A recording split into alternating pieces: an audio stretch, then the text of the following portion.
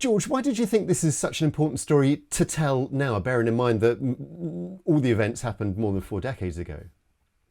Well, every time you look at doing a piece of period TV or want to tell a story that relates to the past, I think you have to be commenting or drawing parallels with the world today.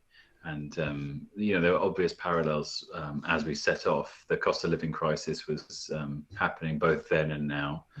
There were stories about racism within the police force, misogyny, the gender politics of then and now.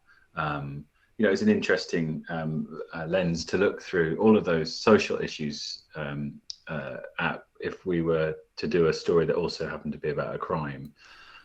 But as we started writing and working and researching, the parallels between then and now really started to stack up. I'm thinking most of all about our research and our access and our relationship with Jacqueline Hill's family. And as I started to write those scenes, Jacqueline was Peter Sutcliffe's final murder victim.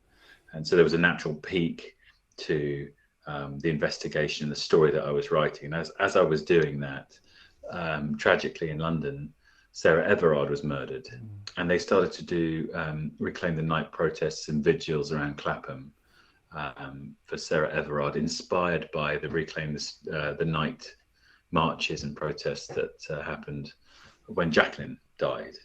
And what was it like? What was it like when you were writing a scene and then turning on television and its juxtaposition almost? Well, I wasn't worried about looking at this story, but I felt like we were really justified in doing so, because to your question, it's the starkest sort of thing, because as I was writing, literally on those days, it was on the news. So I made this decision, had this idea really to try and include in the script only the banners and slogans that appeared in both marches. So anything that was said about Sarah Everard, she was just walking home, those exact slogans were used. I saw in researching, I saw in the Jacqueline Hill footage and news coverage of those protests the same messages. So I thought, well, why don't we try and include only those that occurred at both protests.